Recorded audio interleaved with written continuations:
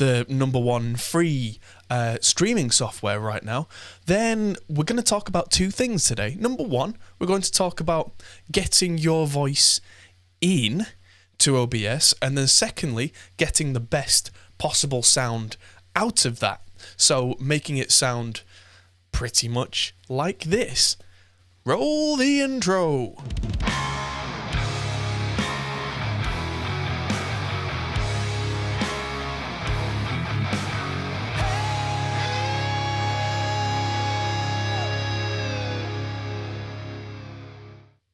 Okay, so far I haven't shown you OBS yet because it's going to get a little bit Inception, a little bit crazy, because I'm going to be showing you the very program I'm streaming from, which is going to do this, that whole awful Hall of Mirrors effect thing. So I'm going to try my best to make OBS nice and big, and we're just going to have to live with that Hall of Mirrors effect a little bit today, unfortunately. Because what I'm going to show you, and I'm going to try and hide my camera a little bit. There we go, that side. I want to show you what's going on down here. So, there are several steps to get your voice from going into a microphone to sounding as good as it possibly can do with things like a noise gate and equalizers and compressors and limiters and all that kind of stuff. So let's start simple. I'm gonna pull up my other magical camera. Oh, there we go. So camera 2 shows me that I am going into a Rode pod mic. So my podcast mic is going through an XLR cable down to this interface. So the first thing you need to do, I'm plugged into the back on channel 1, and you can see here that I've got my gain set so that as I talk, the gain makes the LEDs move. And so that's the first bit. Set your gain appropriately. If you've not got an audio interface and a microphone, well, that's step 1. Go and get those. There are loads of different videos on what microphones you should get. I actually recommend the Sontronics Podcast Mic Pro because it's great, but I've got one on order and it's not arrived yet. In terms of interface, you can choose, there are loads. Audient do the ID4, which is great. They also do the Sono, which is in a really nice 2-channel interface. The Audio Fuse 8 Pre is absolutely overkill if all you want is to get a voice into OBS, but I'm doing loads of other things as well in terms of like guitar amps and all sorts of good stuff. So that's step 1, is whatever brand of interface you are using, you need to get signal in. If your microphone needs phantom power, you'll usually have a button somewhere that says 48V for 48 volts. You'll need to make sure that's pressed. That'll be why you're not getting signal. Some interfaces have things like a pad for if you're too loud, but they don't all have that. But generally a gain knob will just bring the level up. You don't want to be hitting the red. If I go, that's clipping, that's bad. Generally, if your volume isn't quite loud enough at that point, that's fine. That's part of what I would suggest is next. So, obviously you can hear me right now, but I'm going to put that down. That's because I've already gone through all the steps. So, what we're going to do now is talk about OBS. So, actually, middle step. So, most interfaces, never mind what brand it is, whether it's Focusrite, Audient, Arturia, anybody, they all tend to come with their own monitoring software. Now's a really good time to pull up your software. So mine is the one from Arturia, which is the Audio Fuse Control Center. It looks like this. Now, I can see in my software that input 1 is moving. And so that means that I know that input 1 is the one I want to use. Obviously, it's the one I plugged the cable into, so that all makes sense. I can see the levels going. Even before we get to OBS, I know that that's coming into the computer because, well, there it is. So, mic 1 is our input that we want to use. All sounds very obvious, but working it through logically is really good to do if you're having trouble with following, from program to program, from connection to connection. Especially with multi-channel interfaces, it can get tricky quickly, and it will do in the next couple of seconds. So onto OBS. In OBS, there is a button which is just hidden by me. So I'm going to move my camera up there for a minute. And what you'll be able to see is there's a button that's settings. For me, streaming and recording are going right now, which is why those buttons are lit. But if I press the settings button, there we go. Hopefully, yeah, that'll carry on going. That's great. So you'll be able to see all the options, and audio is where we want to be today. So on the left, there's all these tabs. We click on audio. I'm already live, so things like sample rate, I don't have a choice. That's already running. And from there, you can choose desktop audio, which is whichever output all your sound from your computer is coming out to the headphones or speakers or wherever you've got them plugged in. And I've got that disabled right now because I have a fairly complicated setup. But then below that, a couple of ticks down, is microphone or auxiliary audio. So from here, one of the ways to do this is to choose your microphone input. So in our case, that would be, where is it? I think I need a new pair of glasses. There we go. It's called, for me, mic line instrument 1 and 2, brackets, audio fuse 8 pre. I've got a massive list here, lots of which are actually the same interface, just different channels. Windows is a bit awkward like that. Sometimes you will have an interface that gives you separate channels separately, which is great. The Audient, the Sono does that I can have microphone 1 as an input and microphone 2 as a separate input. Unfortunately, the Arturia one gives me stereo pairs, which is okay. I can work with that. So one option would be to click mic line instrument 1 and 2 there, and then hit OK. I'm actually going to disable that and hit OK, because the other option, and both of these work exactly the same, apart from a couple of subtle differences I'll talk about in a minute, is I look at the bottom here. There's scenes, which is different views in OBS, and then there's sources, and sources are the different elements that make up what you can see and what you can hear. So that should be fairly obvious that, like, the camera, where it says webcam, that's a source. If I turn that on and off, you'll see me disappear and reappear. I've got a couple of what are called iOS cameras, which is a thing for another video. Browser is actually my chat window there, so everybody who makes chat, including the person who's writing, I wish I could understand, but good evening. Just asked a question. I genuinely can't read that. Sorry to be a pain. But then, yeah, anything that you put in here, not just what you see, but what you hear as well, can go in here as a source.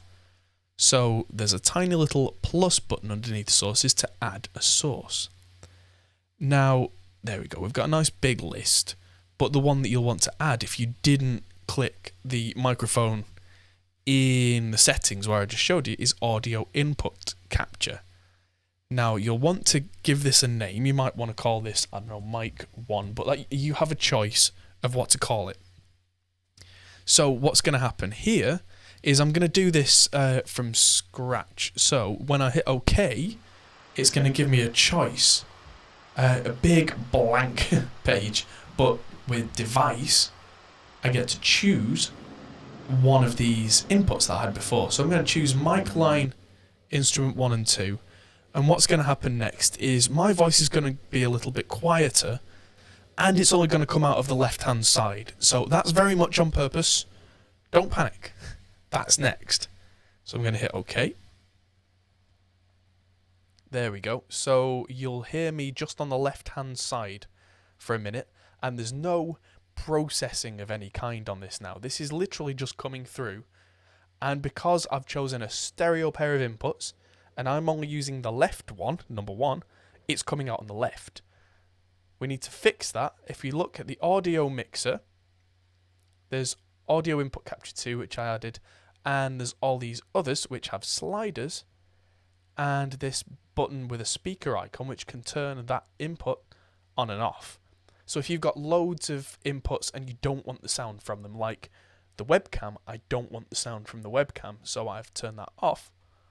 That's how you do that. Now, this is coming through in mono. So next to that speaker icon is a little cog, which gives us a load of options. And one of them, the very, very last one, is advanced audio properties. I click that, and that brings me up all of these options. You probably won't see as many of these, because this is a row for every input that I have. Now, the one that we call mic 1 is the one that we want to look at. So it's got a volume slider, which is currently at full, which is probably what we want. And next is the mono button.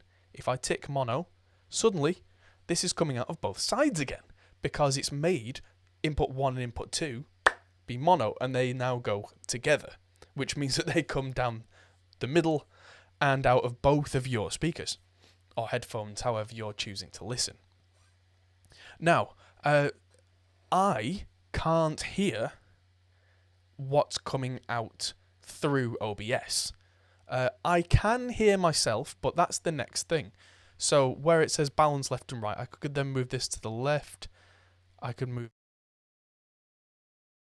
that just chooses balance in stereo. So if I go to the right here, because there's nothing on channel 2, it goes quiet.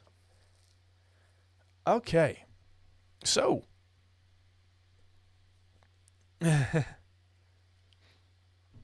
apparently the person speaking Japanese said good evening sausage. Hello. Right, so where it says monitor off, that's the next thing we need to look at. There are two options. Well, there's three options. Monitor off, which means it's going through OBS, but we don't hear it, which can be useful.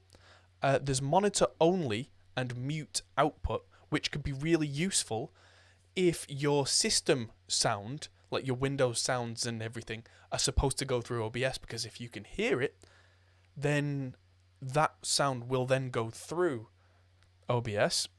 And then there's monitor and output, which means that you can hear it and it also goes through OBS, which, depending on your setup, it can cause a doubling effect. It can cause you to hear the audio, it to go through OBS, then what you hear goes through OBS as well with a slight delay. So if you're finding that you're getting a da-da delay, that's probably the issue. Now, I'm going to turn monitor and output on because I've not got anything set. There we go. And I'm going to hit OK. Now I'm going to nip back to the audio fuse thing here because I can hear this going on. So I can hear ba-da. So I'm going to mute the original audio. So I can now hear what's coming through OBS. It's got a very slight delay on it, which will drive me absolutely insane, but is worth me doing just for now so that I can hear the next step, because this is pretty much what most people would do, and they would stop here because now you can be heard. That's it, right? Surely that's all you need. But 7x7, only $1. Remove. Hide user. Don't need beggars in my chat. Thank you. And so yeah, you guys can hear me, but that's it. There's nothing that has changed the sound. There's nothing that gives you that real like pro edge. That's the next thing. So from here, that's step 1 done. You can hear the audio. Step 2 is where we start using what's called filters. OBS can use plugins. It's got quite a few inbuilt things. It's got nothing interesting. I want to eat sausage. What? I've not said sausage at all. I think your translator might not be working properly. Okay, so apparently I do say okay so quite a lot, but that's prerogative. Anyway, if I find mic 1, there it is. So mic 1, that's what we're using right now. If I right click on mic 1 and hit filters, there we go. And then audio filters is where we can add things that will mess around with the sound. So it's got things like compressors, NDI output, we don't need, that's an extra thing. Expander, gain, invert polarity limiter, noise gate, noise suppression. I don't know why they're different. And VST, which we'll come to in just a minute. So I think noise suppression, if I click that, no, that wasn't what I was using. Noise gate must be the one I was using. So yeah, I had a noise gate, there we go. So with a noise gate, there we go. So, yeah. So when I set it so that when I'm not speaking, you don't hear all the background. There we go. So it's not just kind of a background that sounds like the computer noise and the room noise. I can play around with the thresholds on a noise gate, and that will make it nice and quiet. See how that's now absolutely silent in between me speaking. There's a little eye. If I turn that off, you should be able to hear just a little bit of background noise. And with it off, it's completely dead. After that, I would generally add gain, because this is suddenly going to get louder, but I've added this as digital gain, which means it's not going to clip in the interface, which means it's not going to sound bad. Beyond the gain, that's where I can add a limiter. So the limiter would say, yeah, minus 6 dB is a really good place for it. So it's a set limiter because I've added gain. Now I've got a limiter. So as I get louder, it's not going to clip. It's not going to distort. Which means that we can get a nice loud broadcast without getting distortion through the live broadcast. Oh, it's really kind of messing with my mind with the latency here. So this is where I tend to do two things and why I don't usually have it monitored through OBS. Now, this sounds great, and this is what I've actually been using on every podcast up until recently. But what you can do in OBS is you can go one further. So I'm going to remove all these. And actually, I'm going to leave the gain in place. But what you can do is you can add a VST plugin.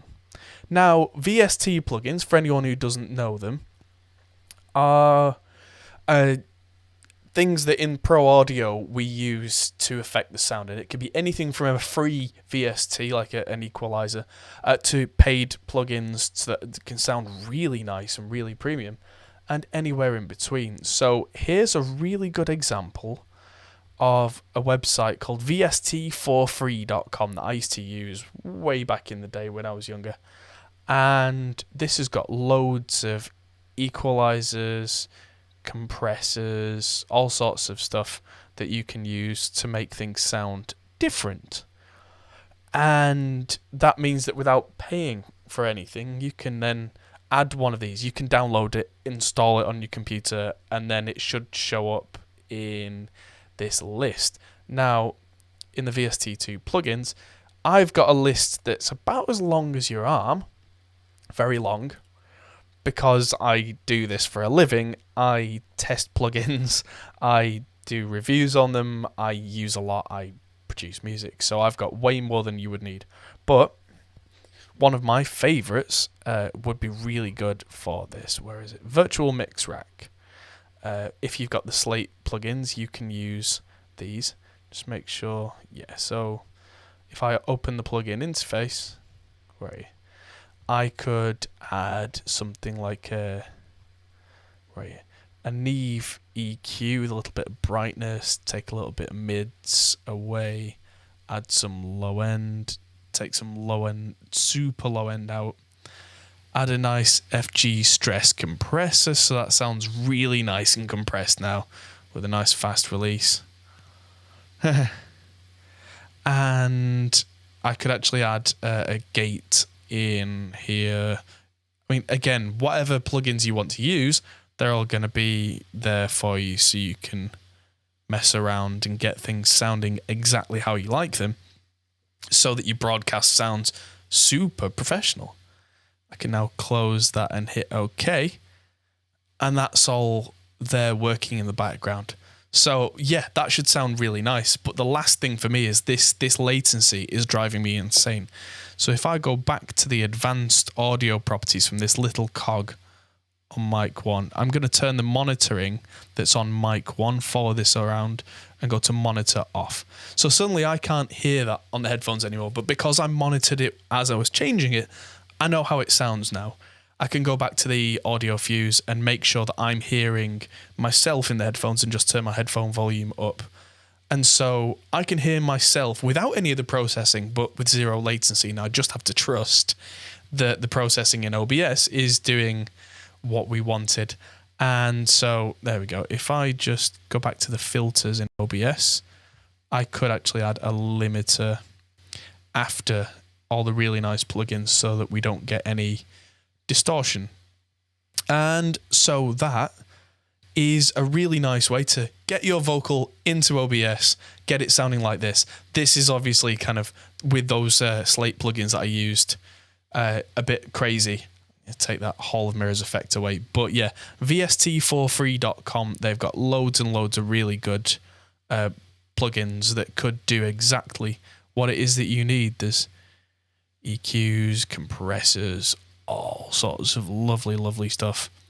I mean, there's stuff you can go absolutely crazy with here, but I mean, there's de-esser plugins. There's, you know, you can add as many as you need to make the nicest possible vocal sound for a live stream, and it's all available to you right there. So I hope this has been really useful for everybody. It's been a fun one for me, and so I do a lot of music production tutorials, which are usually far more complicated, would you believe? But yeah, the David Ross says the Dead Duck channel strip would be a good free option. Good to keep in mind. And yeah, anything that you want to do to your vocal in OBS would be there.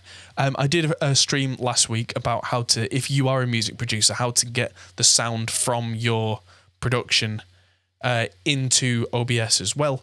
I'm going to be doing another stream later tonight where I talk about my little camera 2 here, which is arguably a much better image than the one that I have out of my webcam, but it's using an iPhone. Oh, geez, that's auto-corrected. There we go. Yeah.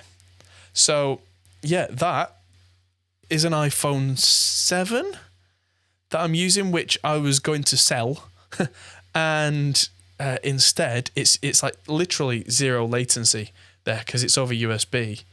And so that's my next thing, is talking about using iPhones, like not just new ones, but old ones, recycled ones, and cheap iPod Touches and slightly broken iPhones as really good webcams for live streaming. So later on tonight, probably about 2 hours from now, I'm going to do that as a little short video. So thank you everybody for watching, and I'll see you in the next video. Goodbye. Thanks for watching, guys. If you enjoyed this, feel free to check out our other videos, as you can find here, or check out our Facebook and Twitter, or our Patreon page, which helps us to make more videos like this. Thanks for watching, and we'll see you in the next video.